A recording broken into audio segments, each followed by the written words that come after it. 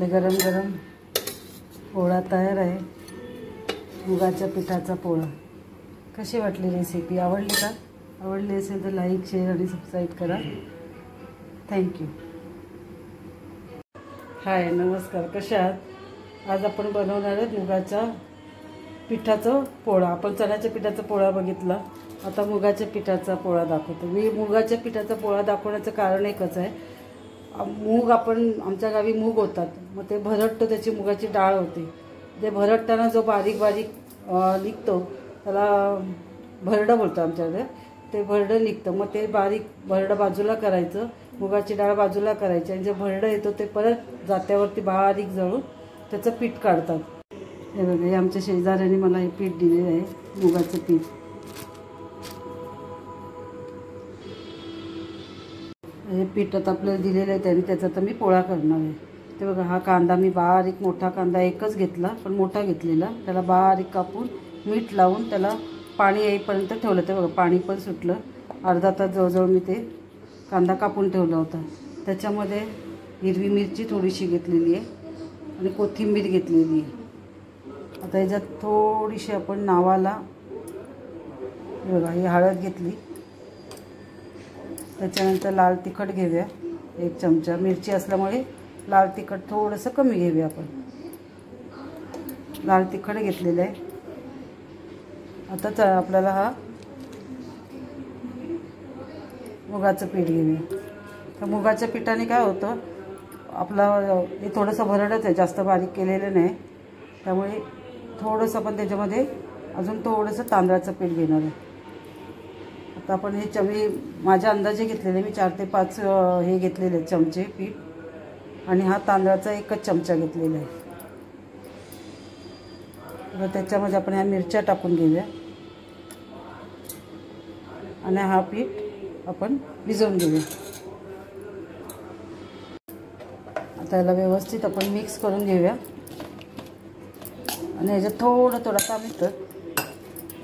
आता ह्याला व्यवस्थित हळूहळू, जसं आपण पोळ्याला पीठ भिजवतो ना तसंच सेम भिजवायचं। आणि आज याच्यावर ज्वारीची आपली भाकरी करणार आहोत आपण। याला मी थोडं थोडं पाणी घेऊन भिजवून घेते। हे पीठ आता आपलं व्यवस्थित भिजवून झालेलं आहे। त्याच्यामध्ये आपण कोथिंबीर टाकायची, परत एकदा आपण मिक्स करून घ्यायचं ते, आणि असंच 10 ते 15 मिनिटासाठी भिजवून ठेवायचं।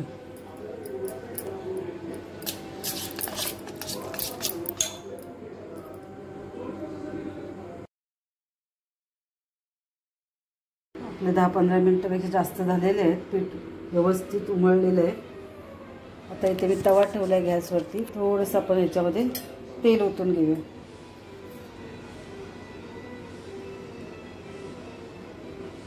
तेलालाही व्यवस्थित थोडंसं गरम होऊन देऊया आपण।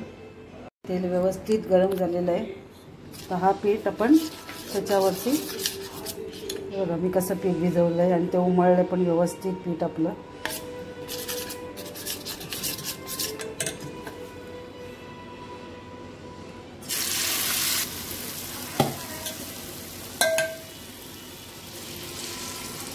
जसं तुम्हाला छोटं पाहिजे असेल तर छोटं करा, मोठं पाहिजे असेल तर मोठं करा,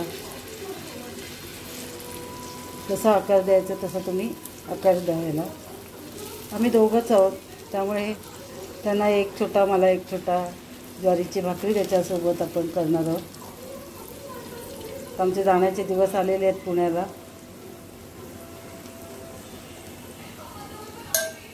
त्याला असं आपण थोडं खालून शिजून द्यायचं। त्याला असं 5 मिनिटासाठी ठेवून देऊया।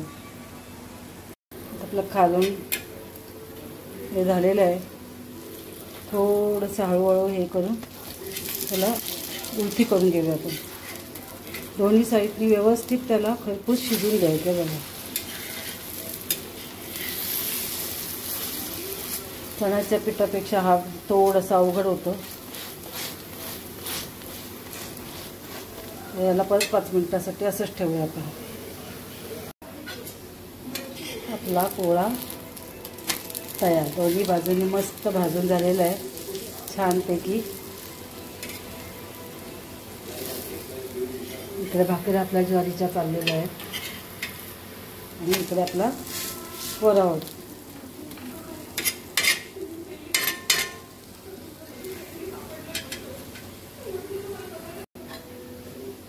गरमागरम पोळा तयार. आपण दुसरा पण काढून घेऊया तसं सेम.